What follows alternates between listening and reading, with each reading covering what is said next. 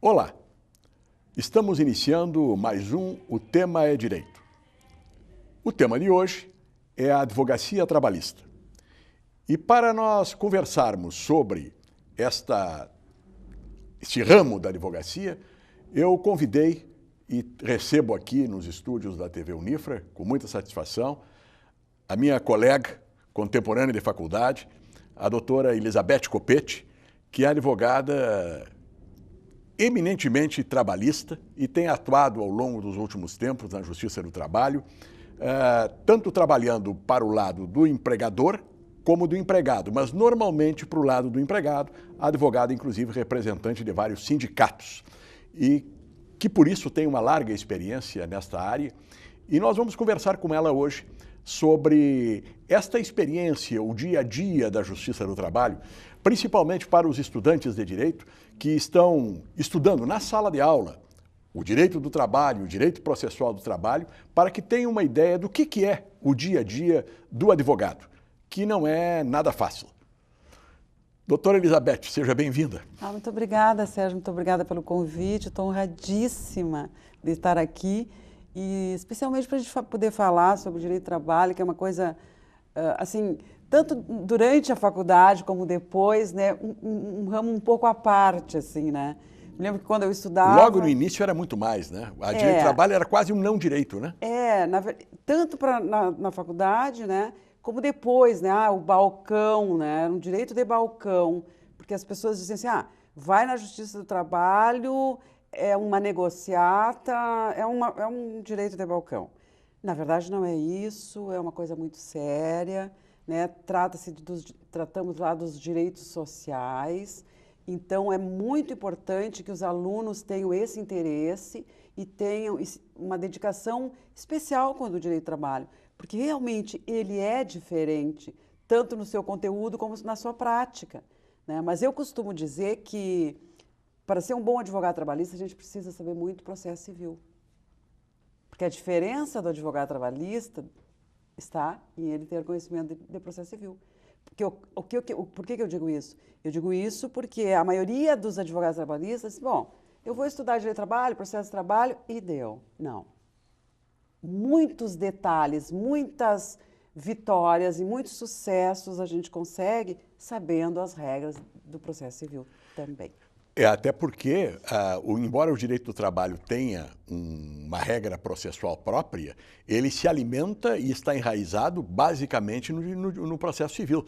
Ele tem alguns aspectos que fogem, mas na regra geral é o processo civil que impera. E ultimamente, com o progresso, eu digo que o direito do trabalho, o direito processual do trabalho, ele progrediu, se a gente pode dizer assim, na aplicação das regras do processo civil.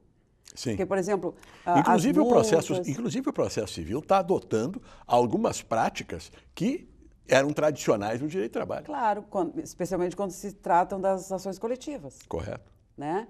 Que é uma coisa maravilhosa, porque em vez de tu abarrotar o judiciário com 50 reclamações, com 50 ações iguais, tu entra com uma ação da representação sindical e tem lá 900 substituídos, né? Sobre isso, Beth, eu vou tratar a minha convidada de Beth, porque ela sim é conhecida no nosso meio, inclusive na Justiça, né? É a doutora Beth Copete, é assim que é conhecida, né? Então, Beth, me diz uma coisa, para o nosso telespectador, o que é? Você está falando assim, ação coletiva, etc. O que é uma ação coletiva? Quando é que o sindicato pode entrar com essa ação coletiva e o empregado precisa da autorização para entrar com a ação coletiva? Não, o empregado não precisa. Ele é um substituído, ele não é parte na ação, né? Numa ação de substituição processual, numa ação coletiva, a parte, o autor da ação é a entidade sindical representativa dessa categoria. Os assuntos que podem ser debatidos hoje com muito maior amplitude do que quando começou com a Constituição de 88, a representação do sindicato está ampliada. São quase todos os assuntos, Sérgio, que abrangem a categoria. Por exemplo, vou dar um exemplo, assim, né? Que é uma coisa muito atual. O Piso Nacional dos Professores. Nós entramos com ações de substituição processual tanto para os professores municipais seletistas, na Justiça do Trabalho, em razão da competência, como para os estatutários, que então na Justiça Comum. Aí tu tem um grande número de pessoas beneficiadas que nem, às vezes, tomam conhecimento daquele trabalho que está sendo feito pela sua representação sindical e que terão sucesso no final e conquistas, né? Que é o caso do piso, por exemplo. E a importância disso, né, Beth, é de que, muitas vezes, o empregado ele fica temeroso de entrar com uma reclamatória contra o patrão, porque ele pode sofrer alguma represália. E o sindicato representando-o, ele está fora do litígio. Claro. Né? Isso essa é uma das questões, né? Já foi pior, né, senhora? Sim, já foi pior. Hoje não é tanto assim. Nós fizemos um acordo de não falar em tempo, mas algum tempo atrás foi bem pior, né? 88, quando veio a Constituição. Era pior do que isso. Mas, na verdade, o substituído, ele não participa, né? Aliás, quando isso começou, ele participava para desistir da ação, porque havia muita pressão, mesmo nas ações coletivas, os empregadores pressionavam os empregados substituídos, porque quando a ação é ajuizada, necessariamente tu tens que juntar um rol dos substituídos. Então, o empregador vai saber quem são as pessoas que serão beneficiadas, ou não, mas sim, por essa ação. E aí haviam as pressões e apresentavam, muitas vezes, listas de desistência. Mas os juízes não aceitavam a lista de desistência apenas. Queriam ouvir o empregado dizer que não estava interessado nesses direitos que estavam sendo reivindicados. E muitas vezes compareciam a juízo para dar o seu depoimento dizendo que não queriam. Então, é nessas ocasiões apenas, porque do contrário, os substituídos se surpreendem ao final da ação ou com a execução, né, com o pagamento, quando recebem os valores retroativos ou quando é uma ação em que há parcelas vincendas que deverão ser integradas à sua folha de pagamento, né? E aí que eles vão ter conhecimento de que realmente estava transitando uma ação, né? E agora já foi vencida e agora já foi paga. Demoradamente, especialmente no caso dos servidores públicos, né? Porque os pagamentos são feitos ou através da RPV, dependendo dos valores, ou através de precatórios. Então... Você falou que tem ações do Sindicato dos Professores Municipais na Justiça do Trabalho e no foro comum. Explique para o nosso telespectador por que tem alguns servidores que vão para a Justiça do Trabalho e por que outros, para julgar o mesmo direito, estão na Justiça Comum. Isso, inclusive, pode trazer decisões conflitantes, não? Pode. Porque, então, as ações referentes aos servidores seletistas, que são aqueles ainda contratados anteriores a 88, né? Porque depois de 88 ninguém mais pôde ser contratado, pelo menos em Santa Maria, né? O regime jurídico aqui Sim, é o regime jurídico único, é o estatutário. Então, até 88, as pessoas podiam ser contratadas seletistas. E estes que são contratados seletistas, a eles se aplicam, além da legislação municipal, a CLT, né, a Consolidação das Leis do Trabalho. E a competência para o ajuizamento das ações, das reivindicações judiciais, é a Justiça do Trabalho, como os trabalhadores privados. Os demais, os concursados e até agora os estabilizados, que são aqueles que já tinham mais de 5 anos quando da promulgação da Constituição, estes têm direitos de natureza jurídica diferente, que é a natureza jurídica administrativa, e por isso eles não estão lá na Justiça do Trabalho, cuja natureza é contratual. Eles estão lá na Justiça Comum, né? E só lá é que podem ser julgados os direitos deles. Há uma, digamos assim, uma lenda de que na Justiça do Trabalho o empregador sempre perde. Isto é uma verdade estatística, mas não é uma verdade absoluta. Eu gostaria que você falasse a respeito desse assunto. Bom, assim, há no direito do trabalho alguns princípios, né? Entre eles, de que o empregado é o hipossuficiente, é o menos protegido, é o mais fraco. é o que pode contratar, é o que não pode contratar bons advogados, porque não teria condições. Embora a Justiça do Trabalho ainda, na Justiça do Trabalho ainda exista a possibilidade do ajuizamento e a participação da parte sem advogado, isso não acontece, mas, enfim, e por isso disse que os empregados sempre ganham. Não, os empregados não ganham sempre, primeiro. E segundo, eles só ganham se o empregador não se proteger e não cumprir. E às vezes não é nem não cumprir, ele até cumpre, mas não se... Se documenta. Não se documenta. E aí paga alguma coisa sem recibo, ou paga... Por exemplo, né, Sérgio, essas verbas que são pagas em conjunto, tem alguns... Hoje já é bem mais difícil, né? Porque as pessoas estão orientadas, estão assessoradas. Hoje uma evolução muito grande. É né? muito, é. Mas assim, ainda os empregadores individuais, os rurais, que pagam... Eu vejo muitas pessoas pagarem, por exemplo, quinquênio, integrado com o salário. Sem apresentar especificamente o valor. Quer dizer, ele pagou, mas o empregado... pagou mal. Claro, pagou mal. E quem paga mal, a gente sabe... É o velho ditado. Paga duas vezes. Né? Mas nós vamos continuar falando sobre esse assunto no nosso segundo bloco. Nós vamos fazer um rápido intervalo e voltamos com o Tema é Direito, conversando com a doutora Elizabeth Coppetti sobre direito do trabalho.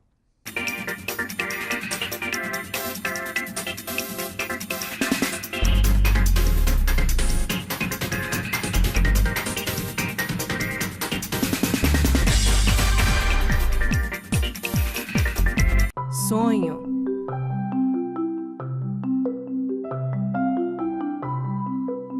Esperança. Realização.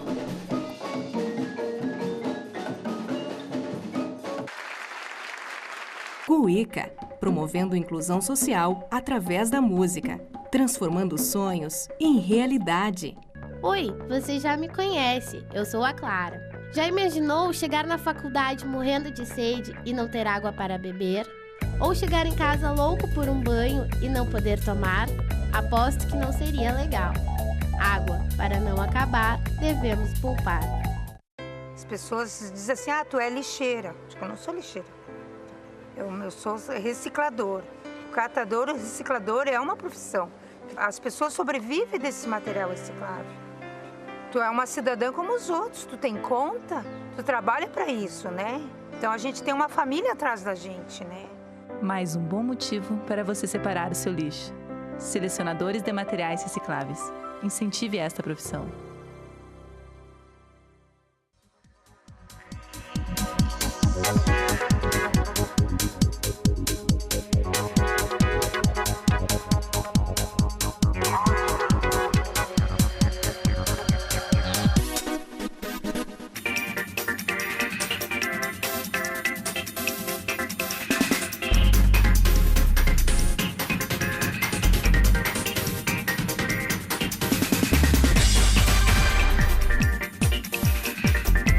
Voltamos com o Tema é Direito, com a nossa convidada de hoje, a doutora Elizabeth Coppetti, e nós estamos conversando sobre o direito do trabalho. No primeiro bloco, nós abordamos alguns aspectos da advocacia trabalhista. Agora, nós vamos procurar enfocar a questão das negociações salariais e de direitos dos trabalhadores que são feitas anualmente e vulgarmente chamadas de dissídio coletivo. Embora nós tenhamos uma diferença, né, Beth, entre dissídio, convenção e acordo coletivo. Quais são essas diferenças para nós sabermos inicialmente e depois alongarmos o assunto?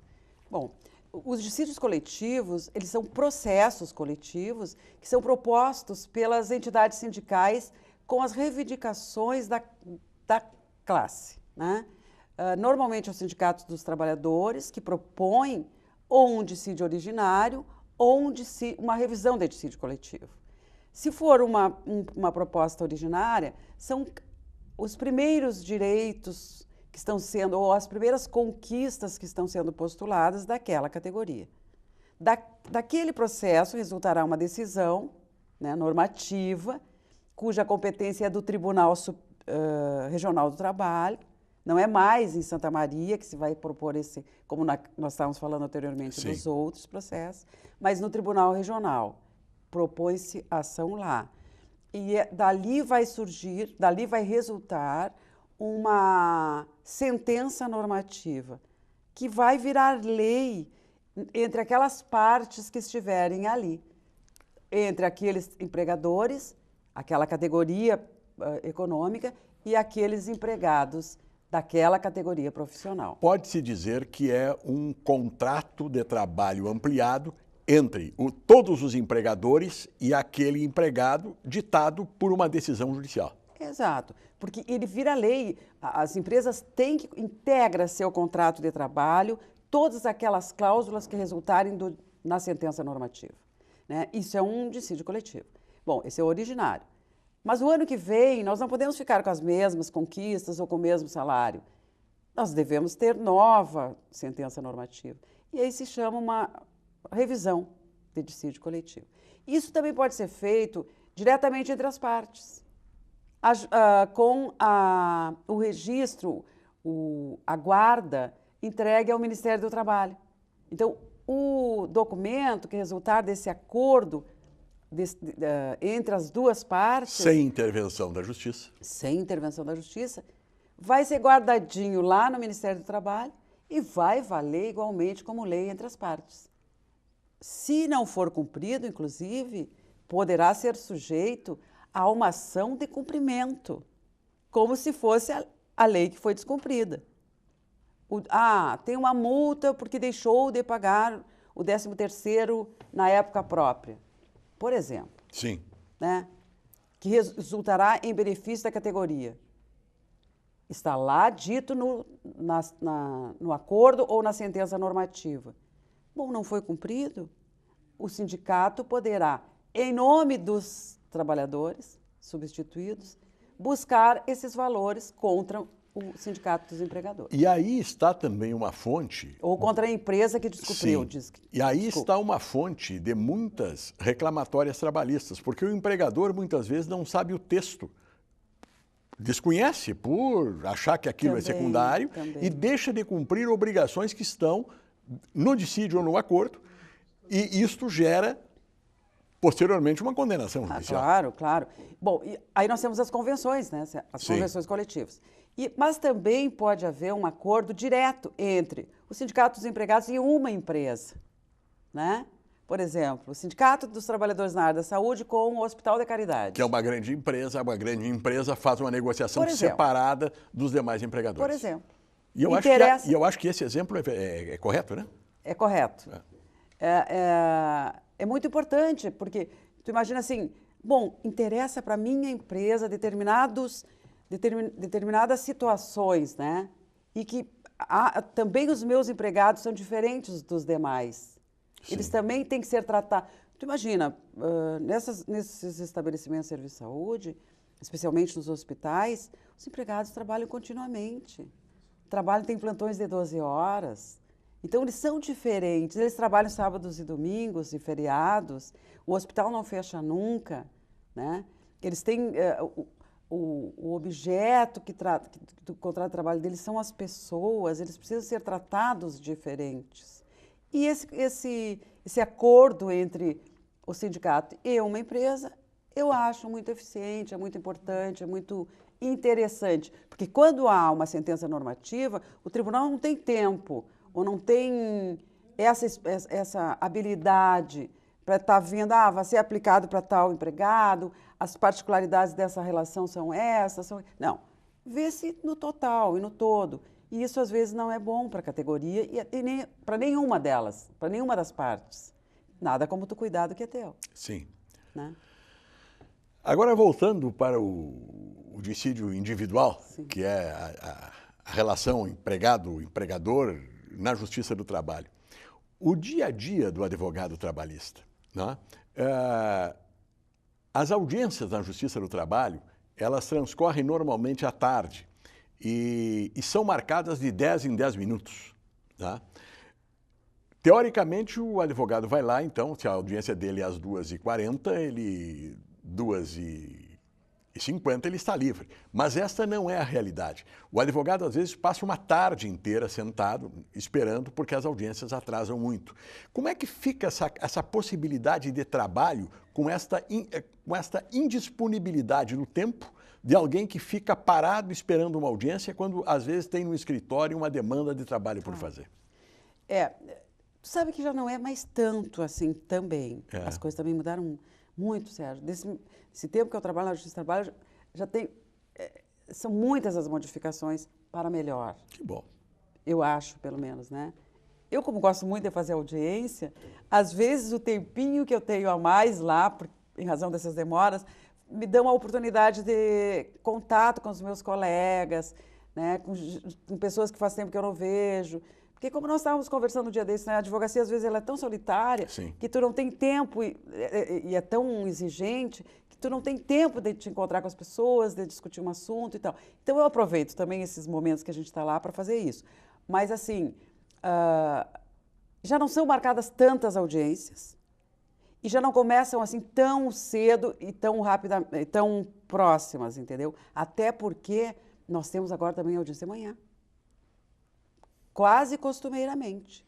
Por exemplo, Santa Maria... Eu acho que nós estamos com 2 juízes por vara, né? Nós temos 2 juízes titulares e um suplente, como eu digo, Sim. né? Que está fazendo meio de campo. Sim. Tanto que a sala é entre as 2, primeira e segunda varas. Mas, assim, não, as audiências elas não estão tão fora de tempo. São eventuais. Quando existem muitas testemunhas, porque tu sabe, né? Cada processo, Sim. cada parte pode levar até 3 testemunhas. Se é uma justa causa, por exemplo, normalmente cada parte tem suas 3 testemunhas. Mas isso não é muito comum, assim, não é todos os dias. Então, acontece de terem poucas testemunhas. Já o processo, por exemplo, sumaríssimo, não são 3, são 2. Então, já também diminui, né? Não está tanto assim. Mas a gente fica... O que vai fazer? Tem que esperar. Não tem outro jeito. Não tem outra alternativa. Né? Eu gostava mais quando tinha audiência só de tarde. Porque aí tu tem amanhã. Te organiza, tem um tempo para Claro, o escritório. mas assim tu passa o dia inteiro, muitas vezes. Às vezes tu passa o dia lá. Porque tu tem audiência de manhã numa vara e audiência de tarde noutra vara. E isso depende do juiz. Ele é que vai decidir se quer fazer de manhã, se quer fazer de tarde. A gente não pode fazer nada. Tem que só obedecer. Agora nós estamos tendo essa questão da lei das domésticas, não é? Que isso traz uma preocupação para uns, para outros não, etc. Como é que você está vendo essa nova legislação aí? Você acha que vai aumentar o número de demandas trabalhistas? Olha, Sérgio, eu acho que nesse momento, assim, eu vejo que há uma instabilidade na relação. Uma relação que era mais tranquila, porque informalidade por informalidade, tendo aumentado a legislação, eu acho que possibilitará até mais informalidade do que antes. Sim. Né? Mas a relação que era mais tranquila, eu acho que ela está assim, conflitante, porque tu não sabe, tem coisas que tu não sabe, vai ser assim, vai ser assado, não vai ser de outro jeito. A mídia colabora para esse terrorismo, né? Noticiou tantas vantagens às empregadas e aos empregados domésticos que elas ficaram entusiasmadíssimas. Aí depois, não, mas agora só mudou o horário, na verdade não se sabe como as coisas vão ser. Então, eu vou te dizer, eu não sei ainda como vai ser, né?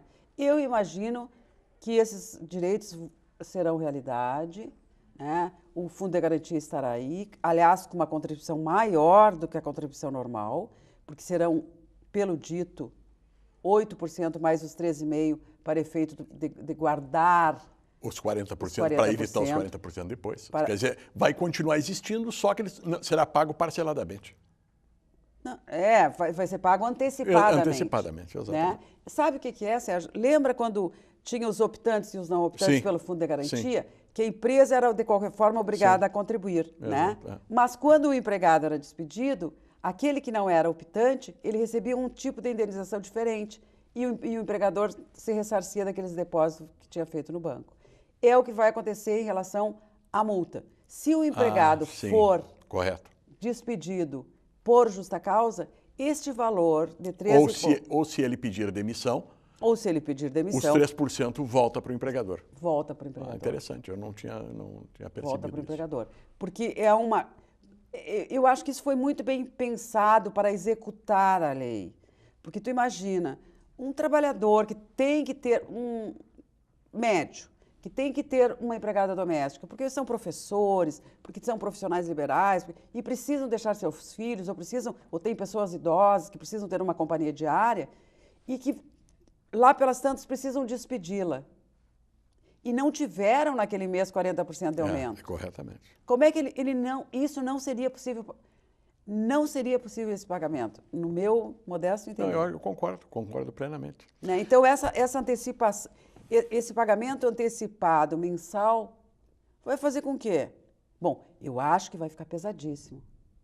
Mas, quando for necessária uma despedida, se sem justa causa, não terá esse impacto, né, dos 40% em um mês só. Muito bem. Beth, doutora Elizabeth Copete, né? Agradeço a presença aqui. Com certeza o nosso programa foi bastante elucidativo sobre essas questões. Estamos chegando ao fim dele. Nós vamos ao ar sempre às segundas-feiras, às 11h30. E o programa é reprisado na noite da segunda-feira, ou seja, na madrugada de terça às 0h30. Mas você também pode assistir a íntegra do programa pela TV Unifra Online. A partir de terça-feira, ele fica à disposição e você pode assistir a qualquer momento. Agradeço a você que nos acompanhou até agora e convido-o para que na próxima segunda, neste mesmo horário, esteja conosco. Muito obrigado.